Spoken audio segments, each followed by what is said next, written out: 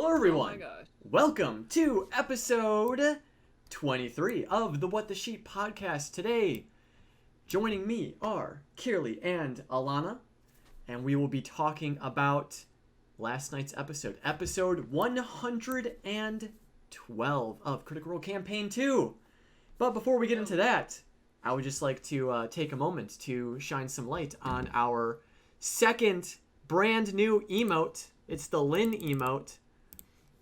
Lynn has been a part of this chat for a very, very long time. Nice. She has been our go-to lore master whenever we have questions. We're always calling out for Lynn's help, and so now we have the emote in chat for whenever we need Lynn's help. We can just spam it, and then hopefully it'll summon Lynn, and she will be able to tell us all we need to know. So thank you, Lynn. We appreciate you. We appreciate all of the hard work you do for the wiki. Yeah. It is extremely helpful. So huge shout out to you, Lynn. Thank you so much. Yeah. We're happy to have you here. No, you should do the opposite. We need you when it's spammed. But anyways, again, thank you so much for all that. The emote artist is, oh gosh, I probably should have grabbed. No, do it on the fly. You got this. Is dun da da at Linzer_art on Twitter. She's a big Widow Jest stan, as am I. But she does fantastic art, so check her out if you're looking for any kind of commissions. So now, with all of that being said, we can go ahead and dive right into this episode, starting with Jester immediately wanting to message Molly, which was understandable. That's kind of what I was saying the previous What the Sheep podcast episode. I was saying how I really hope Jester, like, just immediately right out of the gate messages Molly. Yeah. But the rest of the party seemed a little bit apprehensive about that. Kind of interesting. Yeah. And I think it was kind of like, yeah, it would have been amazing because as soon as she said, oh, I'm going to send her a message, I was like, oh, yes, this is going to be incredible. But everyone made such good points as to why that would be a bad idea. I was like, oh, I guess so. Let's not message him. Like, it made sense not to message him because even though they said, and I think Jester was explaining, like, well, why do we need a surprise? Why do we need to kind of have that? It made sense that, yeah, maybe they shouldn't until at least they have a bit more information, until they know if it is Molly or not, which I feel like we're getting further and further away from it being Molly. Yeah. But it's still like, I'm still super excited for a brief moment because it's like, oh my god, what is she going to say to him? I just wish we could have at least gotten that, or like Laura's on talks, just like what would she have said to him in that first message? Because yeah. Do you think they made jokes about paying Taliesin out about the accent, like as in they were making jokes that they were doing that just before they started filming? Yeah. Do you think, in my head, it's because Matt's going to do the voice, and so he was getting Taliesin to, like, remind him what the voice was like, and then they were all paying him out because it's, like, a bad Irish accent, but... That's pretty great. Yeah, I reckon that's... Because I don't think Taliesin could do, like, I don't think it makes sense for him to do the voice, because he doesn't know what's going on. He's an NPC now. Yeah. So. Yeah. Yeah, well, officially. That's really good. That's some good detective work. Oh, well, thank you. Which would be great. It'd be kind of crazy if they're like Nonagon or Lucian had like a completely different accent. But I suppose that doesn't really make sense with like, you know, I don't know. Are accents tied to your actual vocal cords, or no, they're not, because people can do multiple accents. So and you can go through a trauma and end up with a different accent. Yeah. So that'd be kind of cool. But maybe I guess just to kind of further hurt the Mighty Nine, he would keep the same accent. Yeah. But I would imagine that think it would be hard to reconnect reconnect with the character. Oh, that too. It's been quite a while. Yeah. It's been quite a while since that. Oh, but speaking, we talked a little bit about this before we went live. The new opening, the changes they made to the opening crawl, or the opening theme or whatever. The storm with Molly's cloak flying away, and then the new NPCs at the end with Matt's like hand and stuff. So who did we get? We've got. It was Trent, Artagan. Traveler. Yeah. And then there was a bunch Rainy. of PC guest PCs. Yeah. So it was Rainy. Twiggy. Twiggy. Why can't I never remember Twiggy? Spurt. Spurt. And Molly. And then Molly. Yep, Molly right there at the end. And him with like the snow gear and kind of like very. I missed it. I missed it because I didn't know there was going to be any changes. So usually when the intro's going, I'm like writing stuff down or I'm like getting a glass of water and stuff. And then I looked at the chat and they were like, wait, what? And then the cast was like, oh my God, I didn't even notice. I was like, oh my, what? What happened? Yeah. So. Well, I was saying to you guys, I missed the coat flying away. I wasn't even paying attention to it because I was hoping there'd be a change in the animation and it was, and Villia, someone pointed out. Lynn, of course, Lynn pointed out that it's a Villia. Yeah, but no, it was so cool. And I've seen the artist, I don't know the handle, but it's Cami, I'm fairly certain, on Twitter, has now redone it where they've like got the open book and there's just like a pile of grass sticking in the book pages saying, I need to add this in there now. The Henry Crabgrass. Henry Crabgrass. I guess we can transition to talking about our new favorite NPC, Henry. Henry. You know, they gave us a lot of information, honestly. That was I think Matt playing Awakened Plants might be one of my favorite things. Yeah. The Sun Tree, you've got the kind of down and out trees on Rumblecusp, Henry Crabgrass, like he plays it so well because it is this idea of what if this non-sentient, non-intelligent creature suddenly had sentience? What would it do? What would it say? And it would just be like, I don't even know how I know this. But he then also just gives it the cutest accent, like the cutest voice. Yeah. So you instantly care for it. It was like a more like nasally, well-spoken Luke in a way. Oh yeah. That's kind of like what I thought. I love that sometimes when he does plants, he's just like, it's a plant. Or like or he does an animals, like it doesn't know, like it just doesn't know the thing. Yeah. And then other times he's like, here's all the information, and so you just never know what. Depends on mood. Yeah. No, Henry Crabgrass was great, and just like. I also love how Henry knows of the idea of consent. Yeah. I thought that was great. That was good. That's like just Matt having fun with it. Yeah. Because he's like, this is inconsequential. They could find this information out if they needed to. So let's just have fun. And it was a lot of fun. Henry Crabgrass, you have stolen the hearts of many, many critters. 100% hoping they would like dig him up and take him. Oh yeah, put him in like a little like terrarium. It's a very accessible fan art too. I feel like it's a fan art that I could like. I saw somebody post one that was like, I need you all to know I haven't made art for 10 years, and it was it was very cute, and so I think it's a character anyone can have a go at. Oh god. Jest. Is that the new ship? Wow. Oh no. Anyways, moving past that, but the party brought up a good idea of, the idea of what do we do now, right? We know that Molly's here. We know that they're probably traveling up to Isocross where we are headed as well, and we know also that they probably have some kind of a connection with Vestaragna. What do we do with all this information? And ultimately, they decided to obviously. Not contact Molly right away. Let things sit. We'll keep checking in on him, but we won't contact him outright. And then they decided to go back to Veth and not outright say that they have a connection with Molly and stuff. But they did pretty good. They did pretty good in like not letting on.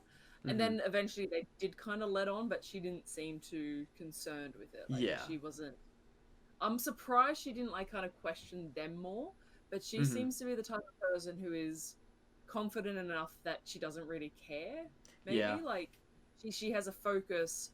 If something doesn't really connected to it or interested to it, she'll like stay focused on what she's doing. So I think the fact that they had clearly had contact, as they said, with like the purple tiefling from the Tomb Takers, she was like, oh yeah, cool.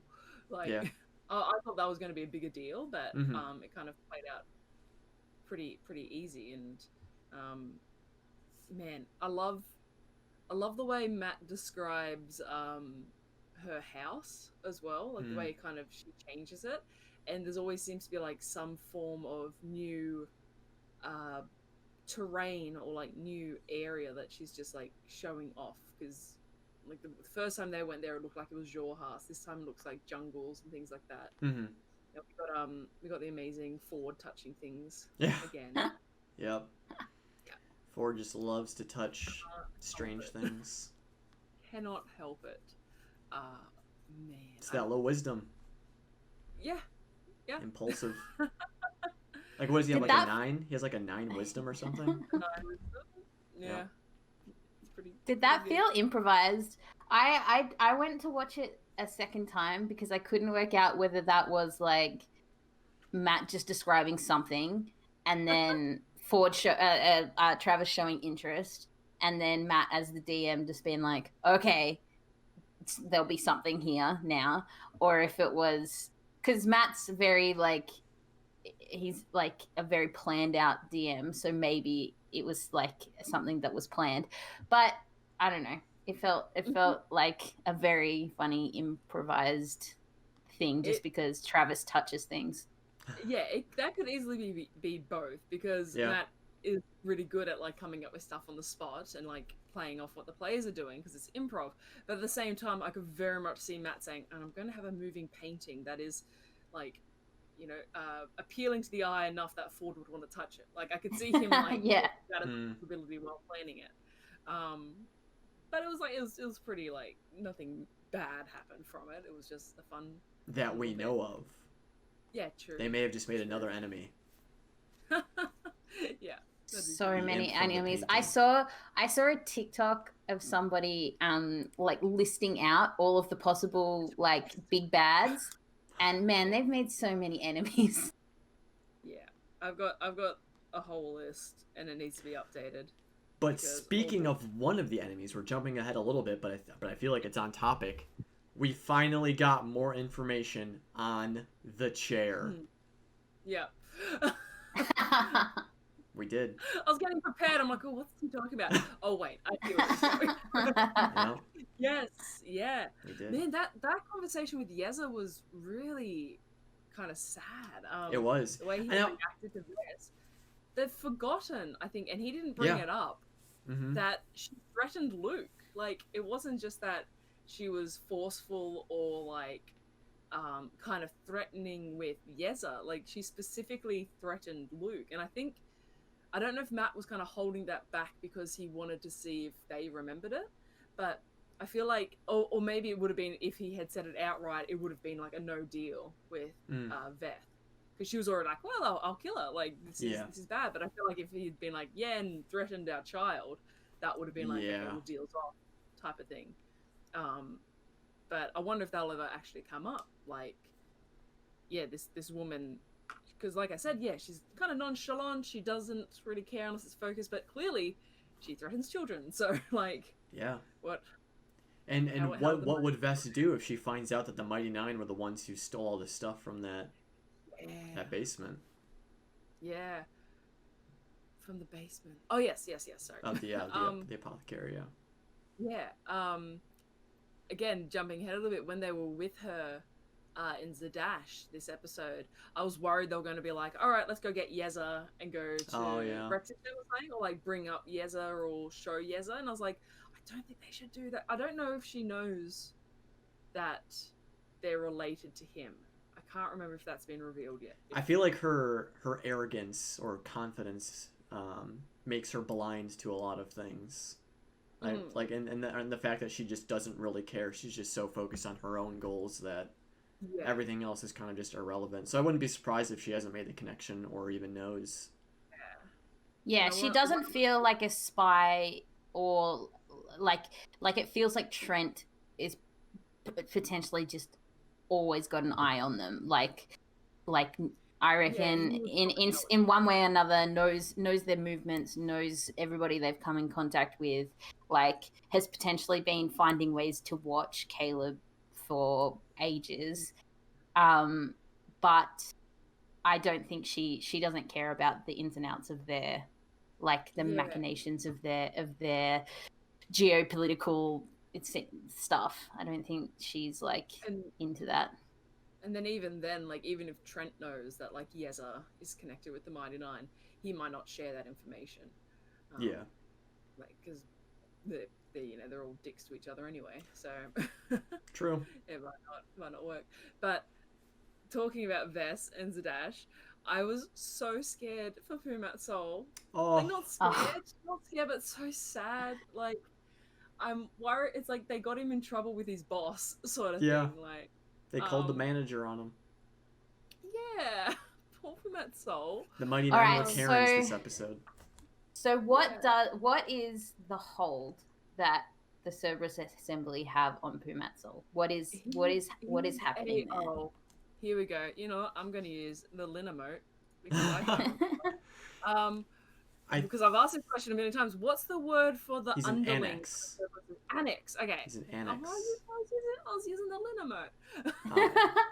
No, that's good. Nico got it. Yeah. So he's the annex for Ormond Haas. Oh. What? That means nothing to me. Hang on.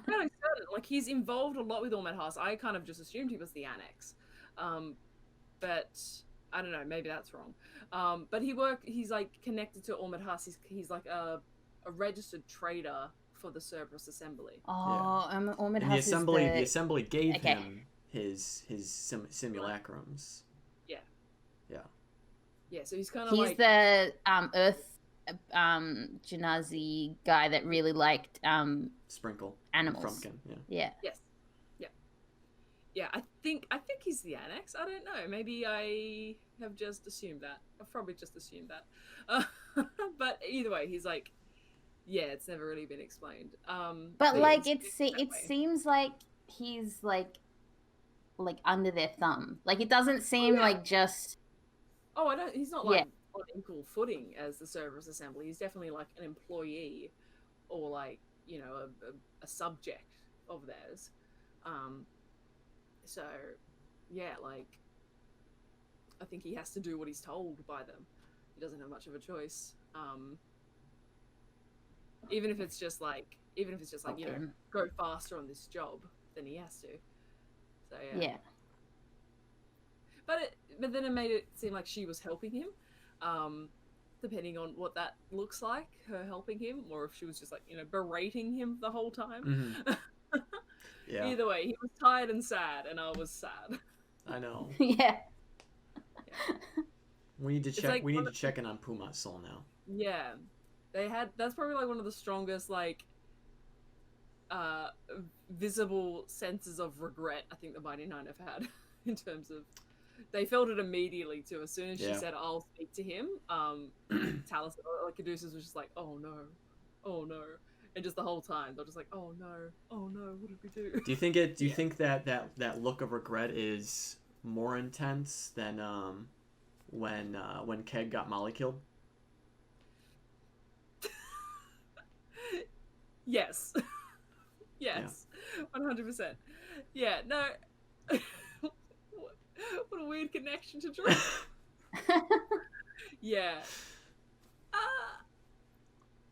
Yeah, because this was the whole Mighty Nine. This is the whole party feeling regret this time. Yeah. Yep. Yeah, man. And I'm trying to place, because they spoke to Veth, they got their stuff, they went to Zadash.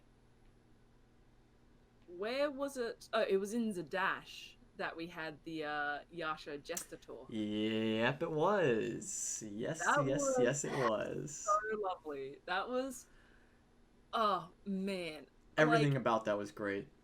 I saw fan art of it, and I think it's like, because you're watching it and you're watching Ashley Johnson do it, and she's like, she's not Yasha, like she's not like the size of Yasha or anything. Mm-hmm. And so she's very beautiful. She's very kind of like serene. So she's talking as Yasha. You're like, oh yeah, she's lovely. This is lovely. You see the artwork of Beau and Yasha. Yeah. Yasha's this huge towering woman, like Yeah. kind of cradled over and like blushing, and you're just Yeah. like, man, that scene is a million times better when you actually picture them as their characters. Mm-hmm. But fucking hell, Ashley Johnson is incredible. She's so good. That awkward aspect of not knowing how to talk to your crush, but to a max degree, because she's got low charisma as well. Man, I love that scene. It might be one of my favorite scenes of the show. Just, I mean, it's we got a lot of Ashley role playing, which we don't get as much because she's a lot more of a quieter role player, and then the eventual culmination of what then happened with Beau at the end. Yeah. Oh my god. It was so good. Fucking lost my shit. Lost it when she walked in and said, "Oh," and I trip over Yasha, and she's like, "Hello." Yeah, I know. Funniest hello, like, from the entire show. That was Oh Yeah. my gosh. I'm all was so about good. happy, awkward Yasha. But then also After how that like oh, go ahead, Kirli. After that scene, I was like in physical pain, and I couldn't work out why. And it's because I'd just been like, I'd just been clenching my whole body, just in like awkward excitement. I'd just been like, ah! It's like, I don't know. You get like little drips of this stuff, and then Jester / Laura just like turns on the faucet, and he's like, oh, and I just like my whole like everything was so sore because I was just like. Yeah, I think I've watched it like 4 times now. Ashley Johnson is incredible. They're all such amazing actors, but like, she's just so like, with Pike and with Yasha, like it's so interesting because it's like understated the way that she plays her characters. They're just so careful, and the character moments are so like purposeful and I don't know how to explain it, but like when she chooses her moment, she really like goes for it, and it's so good. Yeah. Man. I love their attempt at poetry. Oh, the trying to write a poem. Oh my That was gosh. so Oh, sweet. Beau. Like, Beau. Because it's like just has high charisma, but at the same time she's like, I don't want to say ignorant, but she's like doesn't fully herself understand love, I guess, or like how to express that. And Yasha just no. So them thinking, oh yeah, this is great. This is wonderful poetry. It was sweet because to them it was beautiful poetry. Yeah. And man, that was oh Beau. But I love how because when Beau did walk in and they're talking about sleeping arrangements very awkwardly and stuff, and Beau was like, oh, we could just snuggle and stuff, but Yasha was like, no, it's fine. Yeah, I think that because it was Yasha that said that, because like Beau's like, all right, I'll go to bed, and Yasha just very quietly like, oh, we could snuggle, ha ha ha, like joking, like looking aside. The fucking snuggling is adorable. snuggle. Oh, that's so good. Yeah, that was amazing. I was the exact opposite, Kirli. I was like all open, like I wasn't clenched. I was like, this is amazing. I'm loving it. Watch over me, sort of thing. It's such a fun scene, and it's great because you can just feel like maybe the next time they have a proper conversation, it's going to be like them expressing their feelings for each other. Yeah. And it's good because it's like, man, because you think like, oh man, I wish they would like, like not get into any kind of like details, but like, oh, like I want them to express their love for each other. I want them to express their feelings for each other. But the more that it's drawn out, the better the like catharsis, not so much catharsis, but the better the resolution's going to be, the better the kind of the climax is going to be. Slow burn's been nice. Yeah, exactly. And it's been a slow burn. It's been since episode 1, really, that they've had this attraction to each other. So yeah, I am all about it. And So we just have to get them through this fight, or not, and then have like a resurrection moment like Vex and Percy. No, that's too sad. Give it to me. Yes, yes, I love the drama. We've talked about this. I do love the sad moments, but that would be too sad. I want them to just be happy. Yeah, that's That's true. what Just else be to be That's true. revivified. We'll reserve Caleb for our only sadness. Yeah, Caleb is my sad drama love. Yeah. Like, Yasha can be happy. Yeah. But yeah, I was gonna say something. I can't remember what I was gonna say. No, just amazing. I love it. And Give me more. speaking of them snuggling, this is a good segue into my fan art pick for this this episode. I'm transitioning now by Ooh. @Phaedry on Twitter. We have the little marshmallows That's snuggling. adorable. Yes. That's so cute. Super cute. I love the That's little really- wink. And they're blushing. I love too in that conversation how Jester kind of came straight out with like, so what, you didn't kiss as you were flying around? She's like, Yeah. I wanted to, but man. They're so Aw. That's so cute. cute. The little wings. I feel like that is how Jester would draw it as well. Yeah. Yeah. Cute little That's chibi so cool. marshmallows. Yeah. Super I cute. think FMA is posting a bunch of art in the chat as well. Is that what I'm? Yeah.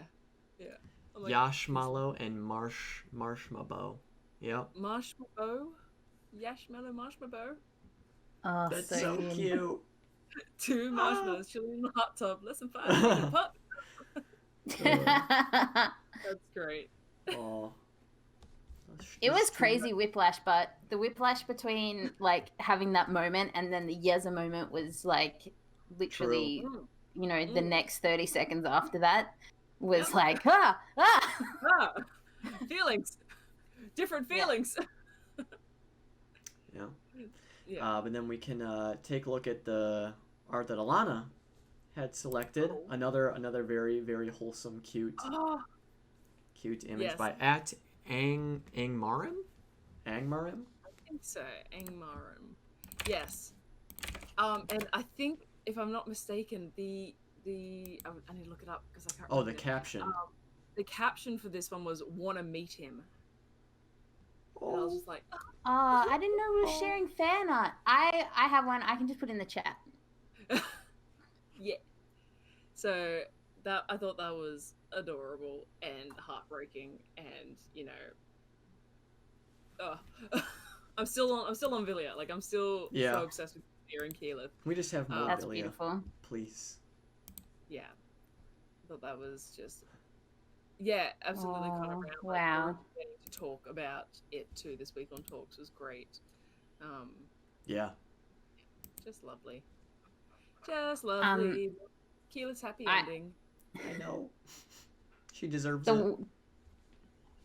The one I saw was I really liked Cad saying because they were like, didn't you like send him back to the earth about Molly? And Cad was like, he literally said it was just burial rites. It's not anything that sticks necessarily, which is just an insane quote. But there's this artist Apricots and Lemdots who had like the bloom still coming out of Molly, like they meet, but like he's growing a bit of dead people tea, and so Cad's like watering it. Anyway, I think it's pretty funny. They're the artists that did the Lucian on the floating city with the floating bow and Cad. Oh, okay, yeah. That one's so good. I have I'll go through. I always remember after going, I need to send Nico a fan art, and I'll go through all the stuff I've liked throughout the week, and it's like the same artist, and like artists I've already shown on the show. I'm like, I need to find someone new, so because otherwise it's just going to be like my 3 favorite Critical Role artists all the time, which is great. I'm happy to share them, but at the same time, I want to be like, I want to find new stuff. But that one with like, I really like Villia's leg in that one. Yeah. That is really well done. Yeah. That's cool. Oh boy. Love me some Keyleth. But anyways, yes. Artists, y'all are so talented. Please keep making art. It's amazing. But yeah, after Yasha and Beau had their very awkward disaster lesbian scene, Amazing. in the morning we had the Just quickly, yeah. I know we're moving away from that scene, but I feel like Jester's reaction was Laura's actual reaction. Yeah. She was laughing into her hands and like crying into her hands as that scene Yeah. was happening. Like, good night, Jester. Like, good night. Like, Yeah. That felt like a very. She was all of us in that scene. Yeah. Yeah. So good. I loved it. Loved every moment of it. But then they had the talk with Yeza in the morning. And then after that, they gathered their winter clothes and teleported northward to Palebank Village. A rather simple village. Doesn't seem like there's too much going on there. A very heavy glass blade presence, though. Yeah. Which seemed weird because I thought the glass blades were more at the that second village that Ford had mentioned. I can't remember what it was, but it was like the halfway point between Balin Post and Palebank Village where they were going. That's not what it's actually called. It's on Isle Cross, that town. But the blade guards are like, they're the guards from Utherdurn, so they kind of manage the towns in the graying. Fuck, I'm forgetting all my words. In the graying wildlands. So like they do Utherdurn, they do that one place up in Ice Cross. They deal with Mythburrow and that sort of thing. Serenil. It's something like that. It starts with an S. Yeah. It 100% starts with an S. I've got a legitimate question. This is just an actual thing that's been crossing my. Legitimate questions. No, more like as opposed to something I want to say, just so I can say something that I thought. This is. You know, this isn't a comment shaded as a question. You know how D&D has come out with a winter, like a north, Icewind Dale, yeah, and like that's very obvious because another stream that I watch, they're sponsored by D&D, so they are like specifically their story is going into Icewind Dale. Do you think that's one of the reasons why we're like in the cold north? Like, do you think that like because there's like spell tech stuff under the ice in Icewind Dale as well? There's like I think that might just be a coincidence. I feel like Matt's been pushing for this for a while. Like even before like I know Icewind Dale, the production for that would have been years, so it's like they would have known that it had been coming out for a while. I feel like still Lord Noodles does just say Ghost of Saltmarsh came out after the boat excursion. No, I think it probably would have been coincidental. I think Matt would have been pushing them up to this place regardless. And but I think there's an icy north in the game because there's an Icewind Dale. I don't know. It just makes sense to me. It just makes like I don't know. Icewind Dale's been around for like years. It's just now got its own book. Maybe. Yeah. Maybe. I don't think it's a bad thing. Oh, it feels like I've made a mood. I don't think it's a bad thing. I think it makes like I think it makes complete sense. Like Matt's done writing for D&D and like would know the next stuff that's coming up, and also like if you're a D&D player, it's great to see people like run through mechanics. Like when they did the jungle, that was very like he was using mechanics from Chult, from the one with the zombie Tyrannosaurus Rexes.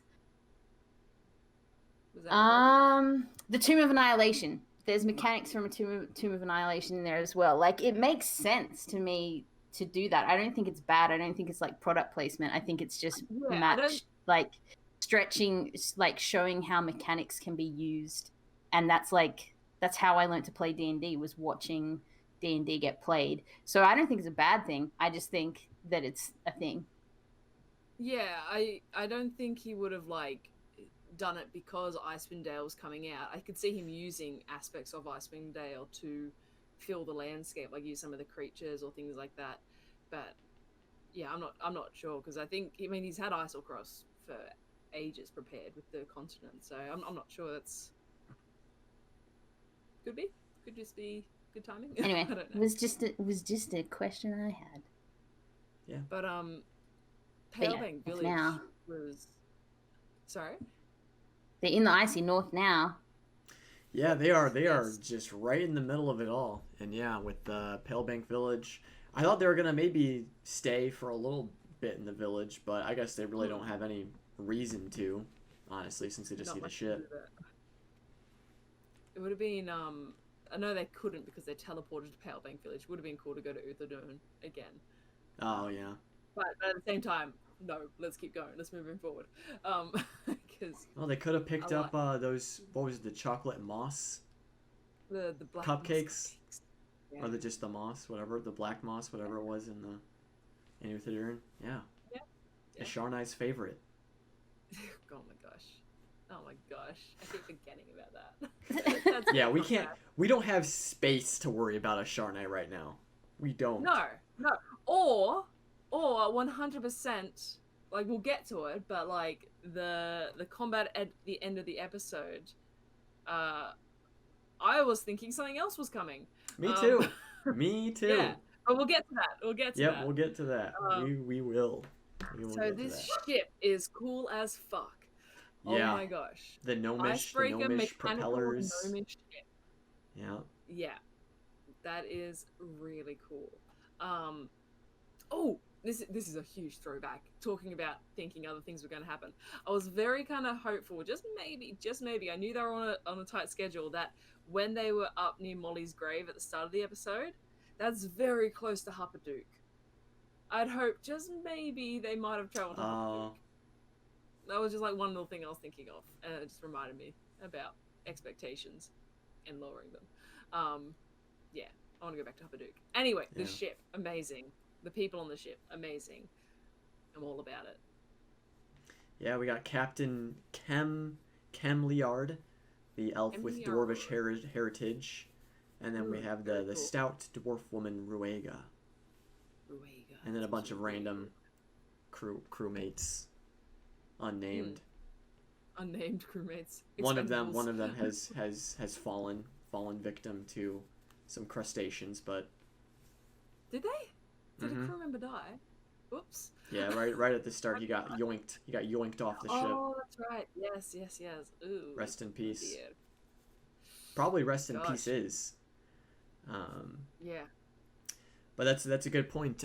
Dr. Seven Gone, as the party is embarking on their journey out, we had Oh, Ford my step God. aside a little bit and have a few words with the Wild Mother, where she asked him a series of questions about what does he want in life? What are his ambitions? What does he want to do? What are his things?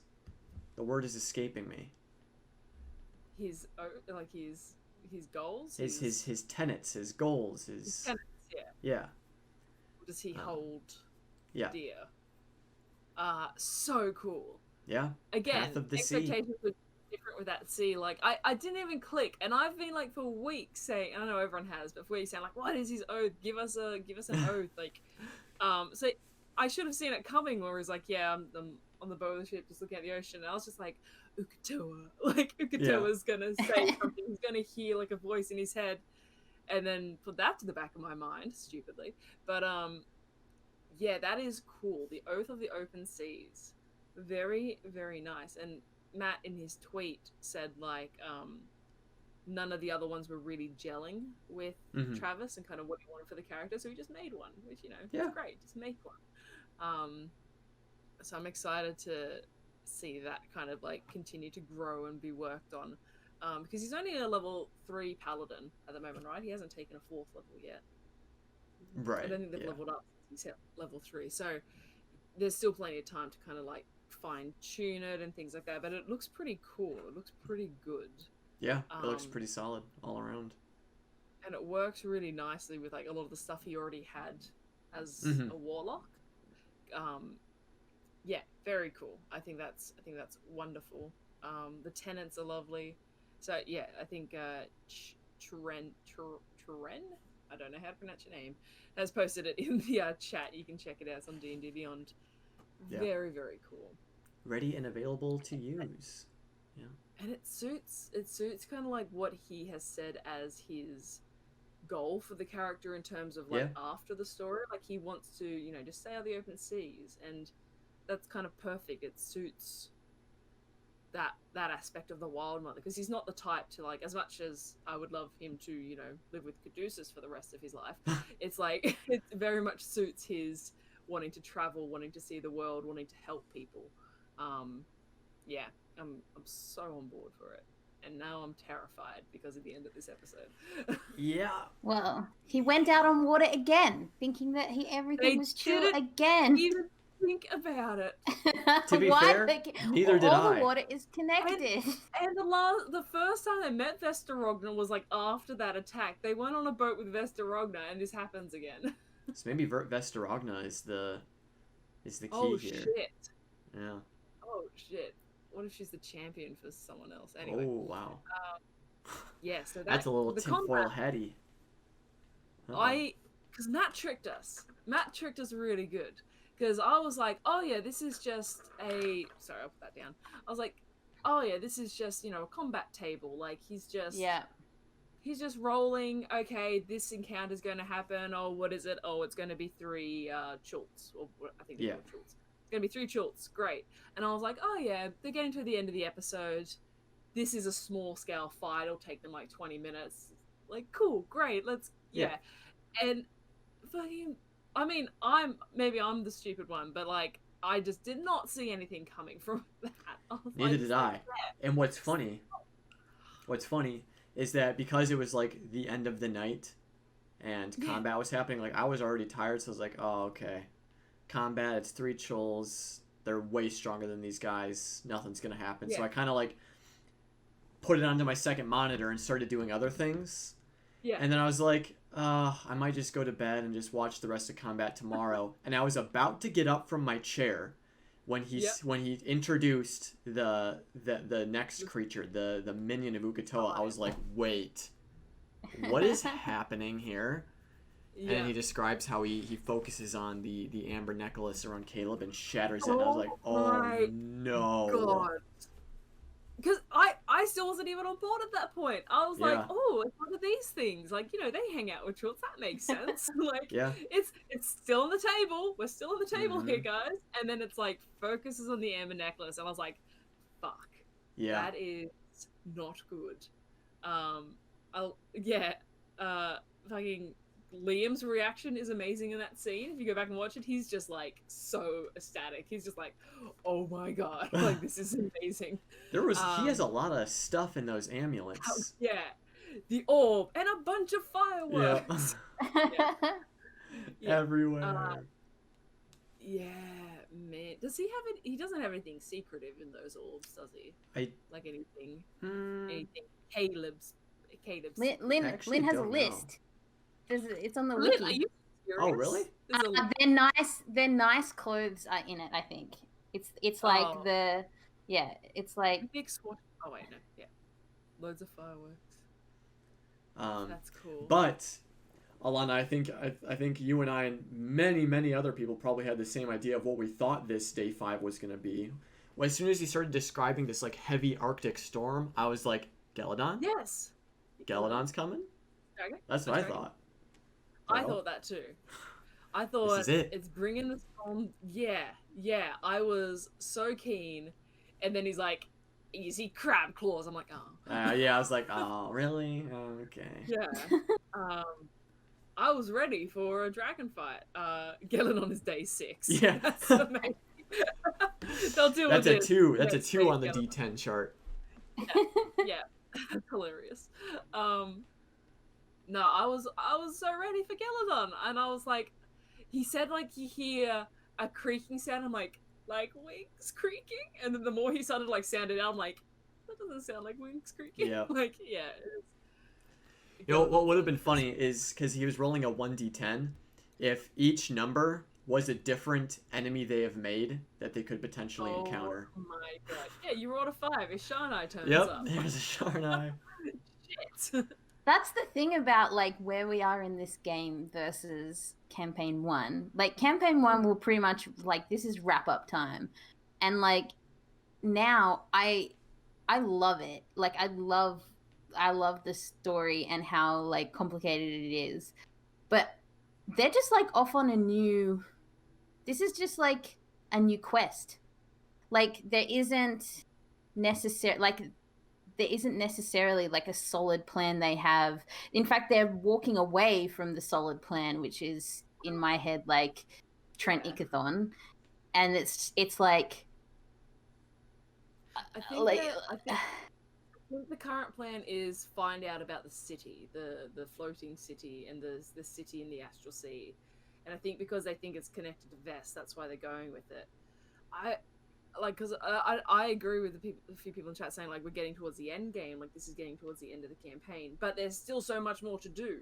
I don't necessarily. Yeah, this is what I'm saying. It's so like like there's so many, like you're saying, like Gilladon's probably not physically small, but like a sort of a small, but it's still like an unwrapped up thing. I see it. I can kind of see it as like there's a lot of one shots in the future, like after Yeah. The Vox not going to have a lot of wrap up one shots. I could see that being a thing for this, depending on who lives. I'm wondering if the showdown happens. Okay, no, it doesn't matter. This is just like crackpot theory, but that's cool. But it isn't. Well, okay. No, should we wait? I should wait to the end. Wait for the theory part at the end of the episode. Yeah. Wait for the theory part. But it just feels like I think I've said it before on here. I love guessing. I don't love it, but I do a lot guess the plot to movies. And like with no one else in my life except my husband, do I then just say after the first 5 minutes of the movie out loud what's going to happen? Because it makes me feel cool and smart. It ruins the movie for him, but I don't do it to anybody else but him. Anyway, I love this because my brain, I have no idea. I have no idea what's going to happen. Like, I just don't know. And I love it. It feels so good. That's why there are so many theories, because literally anything could still happen. Yeah. And Lynn brings up a good point. If they lose the cloven crystal, what happens then? I forgot about it. Because my head was like, oh yeah, this is bad for like Ford, like he's gonna get attacked. But they could just grab the cloven crystal, fuck off, unlock Uk'otoa. And yet that's the last one they need. But let's talk about what actually happened on the boat. Yes. My attention was immediately brought back to Critical Role when the minion was revealed and the orb went shattering across the ground. And then another entity climbed aboard the boat. And at long last, we have finally seen Avantika return. She's back. Oh my god. She's back. Oh my. I cannot say I was expecting to see Avantika up in the north at all. No. How the fuck did she get there? It made me think of like how they were teasing about the dragon turtle, saying like, oh, it can't get there this quickly. Like they felt so safe, I think, in the Northern Sea. Like, nope. These things can get here. That is so cool. Yeah, we have business elsewhere. I thought she was gonna do the thing where she's just gonna like grab onto him and just like dimension door out or just bamf out, and we were gonna lose Ford right there at the end. I think that she was trying to pull him overboard, but Ford rolled a natural 20 on his strength check. Yeah. So that probably could have happened if he had failed. But then what happens then? Like, what if he had fallen overboard? They would have had to abandon Veth. Yeah, they would have had to have gone after him. Like, oh man, like he's but that brings up the question: do they still need Ford? It seems like they still need him, unless it's just more for a punitive, for like a punishment type thing. But if the focus was just getting the crystal, do you think they might have done it in a different way? Like 3 Schultz and a Deep Scion does not defeat the Mighty Nine sort of thing. So either Avantika's really strong, which she was strong in the first fight, but she also had like a whole crew of pirates with her, and the Mighty Nine blasted through that. But this new undead Avantika is either going to be really super strong, or there's something else still to happen. Like, I don't see this being the main attack. Like, because when they got attacked, episode like was it 99 or like 98, before the big break, that was like a couple Deep Scions and I can't remember what it was, but the weird fish people. And that was a hard fight, but the Mighty Nine still succeeded. So I don't see 3, like as I say, 3 Schultz and a Deep Scion being a challenge or like, you know, a good plan for Uk'otoa. Right. So Avantika must be fucking strong. She must be capable, which is terrifying, with the Mighty Nine. And Matt, I'm sure, like functioned in Vesterogna being there as well, although whether or not Uk'otoa knows that, but still she's there. That's a whole nother level of help that they have. I'm just waiting for as this fight's going on, just waiting for like Vandarin to come swinging in on a vine that materializes out of nowhere. Don't even. Crazy theories. I've got crazy theories now. Holy crap, I forgot about Vandarin. Oh my god, what if he's there too? What if she got him first? Ooh. Ooh. I don't think... Canon. Well... I don't think Matt would do that, because Vandarin has been built up to be this like pretty big background character in Ford's life. I don't know if he would just have him be like an undead now at this point, because Avantika got to him not even first. necessarily that, but like whatever she wants Ford for, maybe they need. Oh, okay, yeah, no, I get what you're saying now, yeah. Maybe. But maybe also maybe it's not only also it's because Ford's there.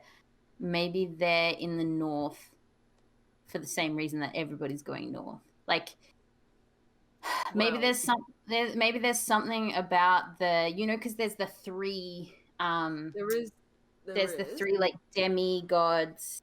There's like Uk'otoa and I don't know the other 2. And just a reminder about spoilers in chat, just because I know some people know in chat what's going on with. Anyway, sorry. Wait, me? Spoilers. No, not you at all. Not you at all. It's just like, okay. There's, because the book's out. There's spoilers in the book for things that might happen in the show. So I just think we should maybe point out. So I have not read the book. No, I'm talking. Okay. No, I know. I haven't even read the book. I'm just talking about. I think Matt said it at a. Okay, Matt said it in a talks about because in the Yuan-Ti temple there was like a carving or something, or a painting, I don't remember which one it was, of the 3 gods, and of these 3 like demigods, and I can't remember where I read. Well, I didn't read it. I think it was probably a TikTok. Somebody talking about how each of them might have 3 champions, and that's how you get like 9, because you got 3 by 3. Anyway, that's not the point. The point I'm trying to make is maybe they are all converging in the north.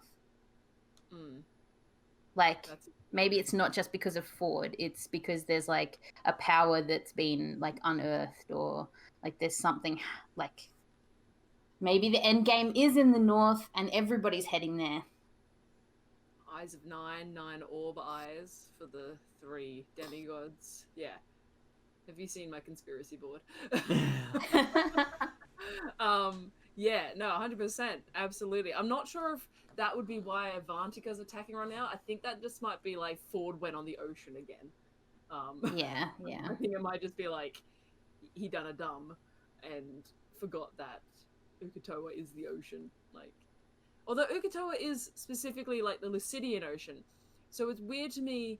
Again, how did she get there? Like, are there fucking underwater tunnel portal things like in Godzilla? Like, what's going on?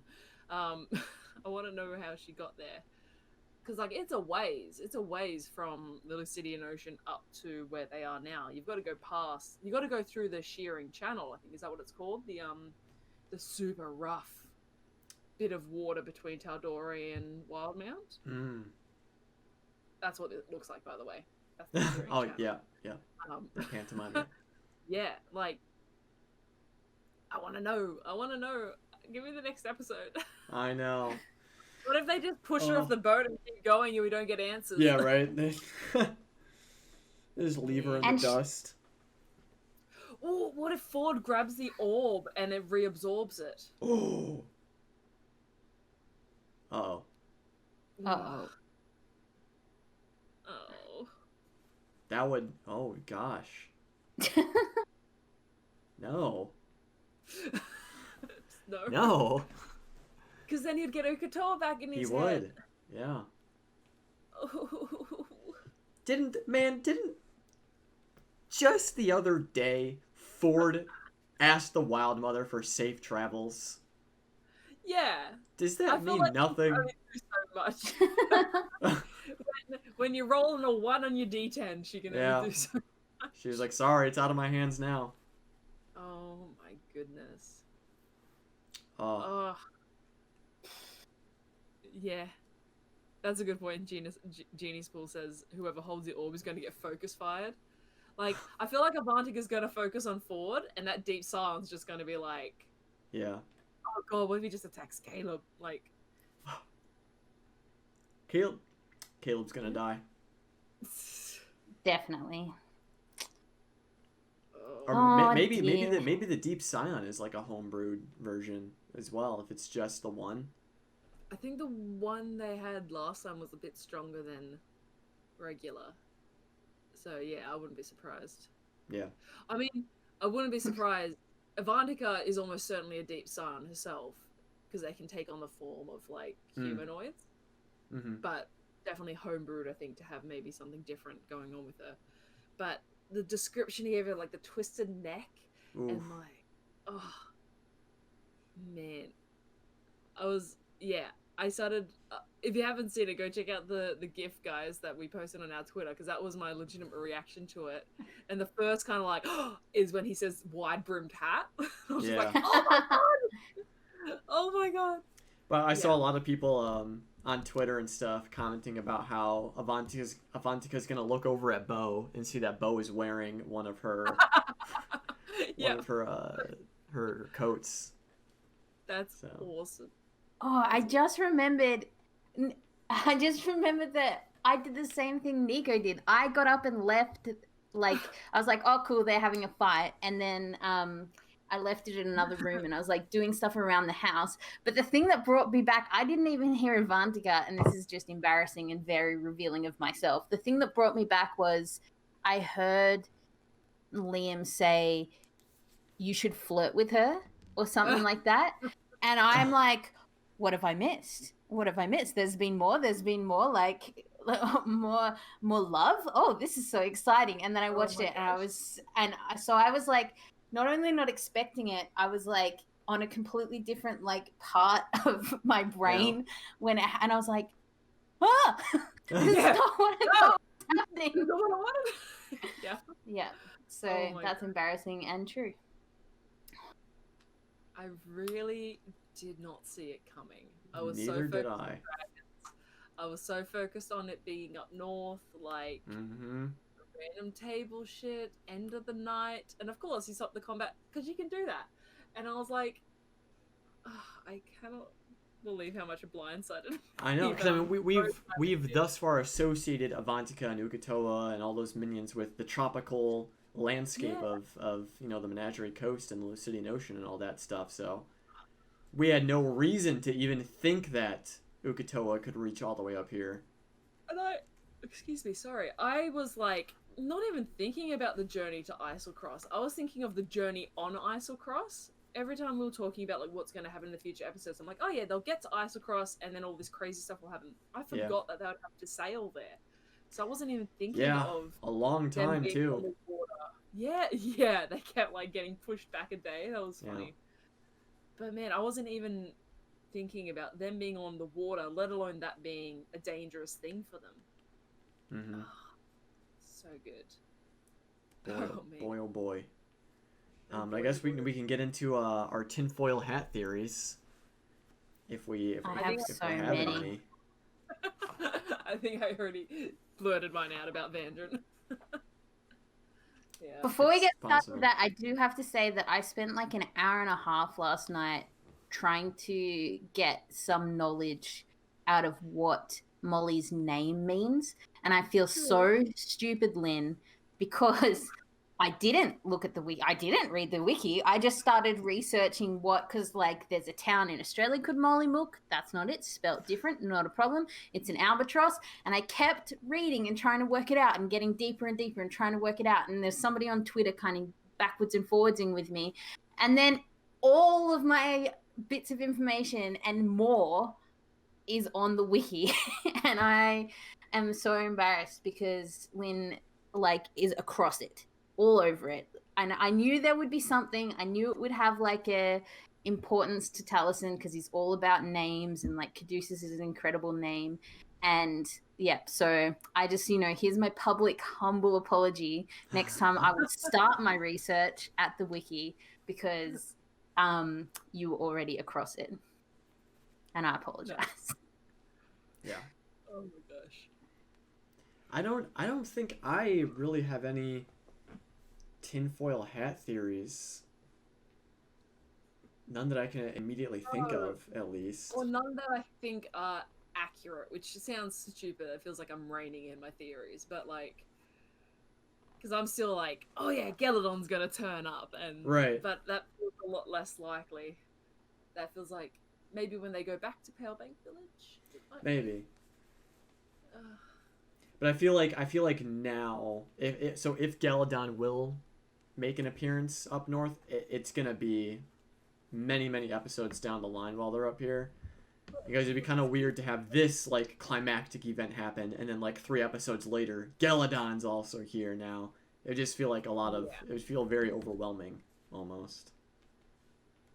Yeah, I feel like it would have to be once they get to the crashed city, because Yeah. there is that connection between Geladon and something in her cave that was like alien in nature. So I feel like if it's gonna happen, it's gonna be her at this super cool crashed magical city, or not at all, which would, cool too, I guess. Yeah. But yeah, I just want to see fear in their eyes as Matt describes, like the wing beats getting closer, and then realizing that their bad decisions are coming back to haunt them. Oh, to be fair, Galadon wasn't a bad decision. Galadon, like, the Mighty Nine are enemies of Galadon, but Galadon isn't an enemy of the Mighty Nine, if that makes sense. Like, they didn't like really do anything to hurt her. They just kind of pissed her off. True. And I guess they stole some stuff from her as well. But yeah. There's also something in the ice up there, so maybe they'll remember that. Yeah, maybe that Galadon won't ice. come to them. Maybe they'll go to Galadon because they'll remember there's something in the ice that they have to go to. Yeah. Oh no. Ooh, Lynn saying she thinks there's a 50-50 chance they abandon the trip to Islecross to chase the orb and kill Ukatoa. Well, I tell you what, like, we ended last episode with the cliffhanger with Molly.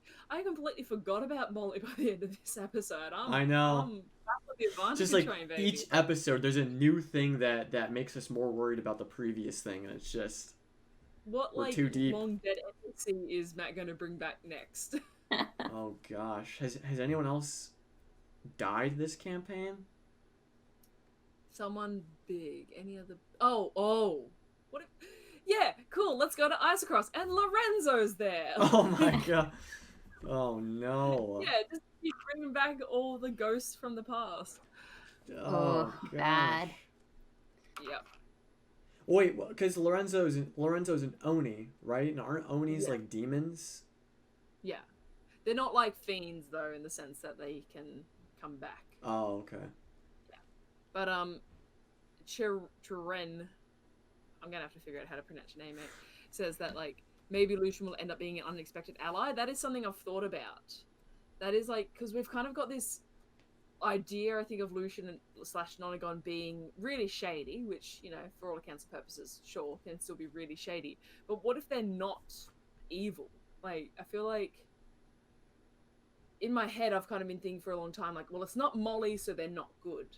But what if they are like a good group? What if they are like legitimately trying to do good and they can be an ally of the Mighty Nine? It's just not Molly, it's a new person. Wow, that's so emotionally complicated. I like it a lot.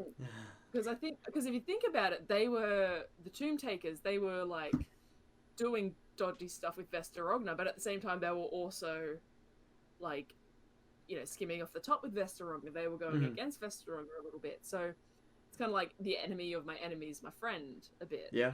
If Vesterogna is the fucking, you know, threatening Luke, Cerberus Assembly, terrible person she is, if the Tomb Takers are against her, it'd be great for them to maybe, you know, I don't know. I kind of hope that's the case, because I think it's easy to think like, it's not Molly, so this guy's evil. But as you say, Kiralee, it'd be like a huge, like, conflict to be like, hey, they're not actually that bad, but it's still not your friend. Do you think that Molly really did lose their memories? Do you think that... Here's the thing, though. Even if he did, he is still aware of who the party is because he took the note that the party left for him with him. He has the note. No, but I mean, like, right at the start. I mean, when they met Molly... I think so. Okay, because I've been rewatching Critical Role, and like, I don't know, I am willing to say that it's probably just Taliesin still like reaching out, like feeling out the character. But there are times, and there's like one very specifically in like episode 12 where he says like back when I did it, and when he was talking about like infiltrating the, I don't know, the judge's house or whatever. Back when I did it, we would like leave money, and he just goes through how he would like infiltrate a house. Basically, not a thing that you would do at all as a like as a circus person, even a like dodgy circus person. And I don't know. I feel like there's like at least a vague possibility. I don't think they could have run the campaign with one of the players being like an insider. I feel like that's like not necessarily too hard to organize, but I feel like it's taking something maybe away from the other players to... I don't know how to explain how I feel about that. Like, it's... I don't think... I understand what you mean. I guess in my head, I didn't walk it all the way out through to like, therefore Taliesin knows stuff, like knows a bunch of stuff. Like, I don't know. It feels like potentially, I don't think that he knows what's happening now. Yeah. But the stuff before was just like backstory. It's like Caleb having secrets for half the game that everybody doesn't know about. I think Molly Mock, that we see in episode 1, his backstory was that 2 years ago he climbed out of the grave and he didn't have his memories. But I don't think everything we heard from him, or we definitely didn't hear everything from him for his backstory, or as you say, like the kind of dodgy stuff he was up to, because he talks about like, you know, going to a town and convincing them he's a god. Like, that's when did he get the time to do that? Like, so I think he would tell Ford a bunch of different lies about his backstory and things like that. So I think it was probably more just the fault of dying early that we didn't get to fully flesh out that character. But yeah, I don't see that happening. I think that'd be too... I liked Jency Poole said, I think as Molly leveled up, Lucian memories would have started coming back to him as his blunt hunter powers returned. Yeah. Cool. I don't know. I feel like there's something. I don't know what it is, but there's something. Cool. There's something there. There is something. That's not my crackpot theory, Nico. Can I tell you my crackpot theory? No, Go that's for it. just like a legitimate thing that I think potentially is just true. My theory is that is that this game isn't going to go on for episodes and episodes and episodes more than campaign 1 went for. And oh no, everyone's gone. I think my internet. Oh no, you're back. Sorry. Am I back? Yes. I think that like with potentially with Gilladon, but definitely with it, you know, Avantika's already happened. I think people are going to be drawn to the north, and I think, is it possible that the Raven Queen might be kind of annoyed about Lucian, Mollymock, Nonagon, you know, coming back again, because he's had more than his fair share of like doing that. It does get weird about that sort of stuff. And we know that there's a chance, there's a, you know, that Aedwulf, Aedwulf is like potentially a follower of the Raven Queen. So could maybe my brain is saying Essex. I reckon that those two, the other two, Aedwulf and Astrid, will get sent just because Trent wants to know what Vess is up to.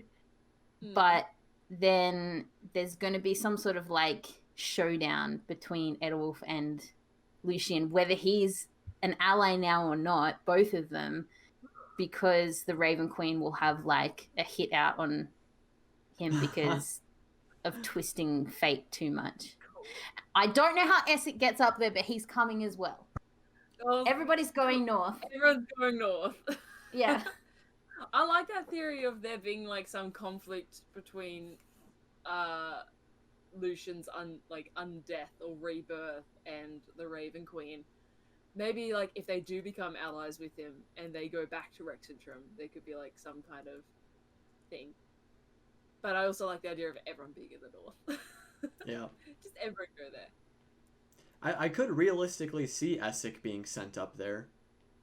Yeah, well, they keep talking about how that there is like strong dynasty presence in Isocross, which is why they need to go to Balin Post, because all the other places might have dynasty people in it. Mm-hmm. But depends on how quickly he can get there. But how cool would it be if they just turn up and there's just Floaty Boy there? She's like, oh yes, I am doing shit up here as well. I am subscribing to that theory. I want Floaty Boy again. Yeah. I want him back. Man. Yeah. Oh boy, I don't have any crazy theories. I don't think. I'm like just.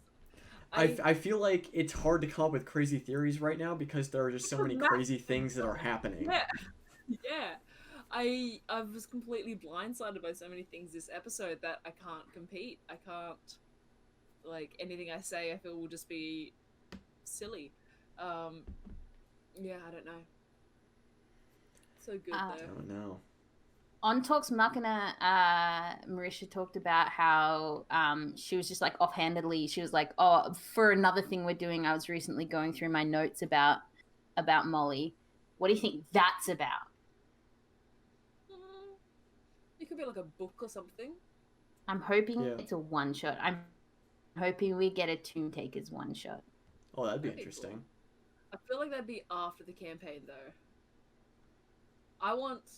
True. And I get this comment a lot. A Honey Heist-esque one-shot with Sprinkle and the Animals of the Mighty. Oh, yeah.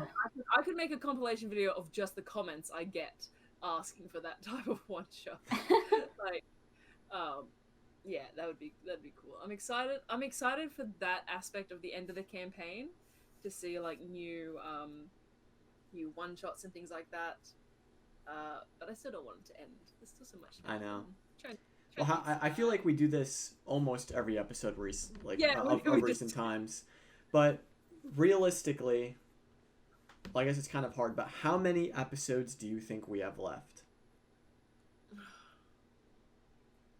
Because we've said before, like the past several episodes, that we're in the general consensus that we're at like the 60 to 70% way there. The fact that Ukatoa keeps coming back makes Yeah. me think that that's not over. Because I think for the longest time we've been like, yeah, Ford's kind of, you know, he's had his arc, but I feel like Matt isn't letting that go. Like, No. which is fair. That's awesome. So I think that there's still more Ukatoa stuff. There's obviously everything in Isle Cross. Then whatever the fuck's happening in the Astral Sea. Then there's still Caleb's story. And God knows what else. I'm gonna say at least another 50 episodes. Yeah, I agree with that. At least 50. Yeah, I agree. I think they're just good. Yeah, I think they're gonna play it'll take another year. Like. Yeah. Yeah, why stop? Like, why stop the story? Like it's not. Yeah, if it was a TV show, they just do like same characters, keep doing seasons. Like as long as there's like story to be told. Exactly. I wonder if even they have like an idea of like when they're trying to wrap it up to maybe the something around. I reckon they might need to take time off around when the animation comes out, because they'll need to like there'll be so much extra work once it's sort of like there'll be media work to do, and and there'll probably be a crunch coming like before that goes out.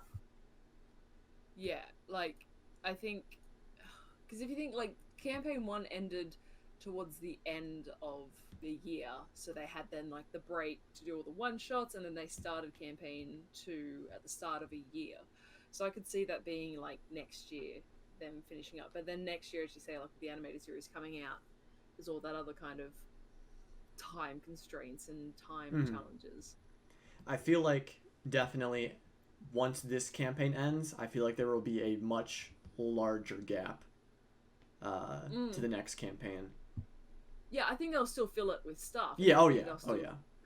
But also, that's the other thing too. I wouldn't be surprised if they keep going with the pre-filming of the episodes. Like, even if they get back to the table, like sitting with each other, and you know, hopefully that becomes the case where that becomes safe to do. But I wouldn't be surprised if they get with the pre-filming, because it seems to. The only aspect of it that kind of mucks things up, I think, is with Talks Machina, where people can't see the questions. But apart from that, it seems. I think it would like make it just so much easier for them. The fact that they can do it beforehand. Yeah. Ooh. Yeah. But. Yeah. Yeah. No. It's sad to think about. Narrative Telephone's coming back this week. Oh, I am so excited. I can't wait to see all the chaos that they're so much better at telling the stories now, and they know what to say. Oh my god. It's gonna I can't wait to see Matt's story, because he started and he did like, you know, a really nice story, but it was so tame compared to everyone else's. Right. How it ended up. Idea. So I'm excited to see what he's come up with. Oh boy. Can't wait. Oh boy, can't oh wait. Boy. Is there anything else that we didn't discuss for the episode that we would like to bring up now? I don't think so. Any like little moments? I don't know. I think we covered it pretty well. I think we did a good job. Oh, I don't know. It's kind of weird. We're on the precipice of a second episode. I feel it wasn't in any way unsatisfying, but it was just kind of like went from one huge cliffhanger to a second, just real big cliffhanger. Yeah. God, could you imagine if they said they're not airing next week again? Oh no. I mean, that was. I don't know about you guys, but like I've gone like my holidays ended last week, so like I've been super busy with that. But I feel like when there's not Critical Role, I'm like a shut-in. Like I don't talk to as many people, saying as like, I just don't have that joy at the end of the week to kind of keep me focused or Mhm. anything. Yeah, but man, it's so good. Yeah. Have it. Well, we just hopefully, fingers crossed, we just have to wait 1 week to find out more. We'll have to see if Avantika is able to retrieve the cloven shitty fucking thing that's caused so much trouble for Ford. Lynn, can you change the name of it to the cloven shitty fucking thing? It's- That's great. and we'll have to see if, because Lynn brought up a good point. Like if they do get the orb, they're probably gonna have to abandon their mission to Islecross to stop Ukatoa from being released.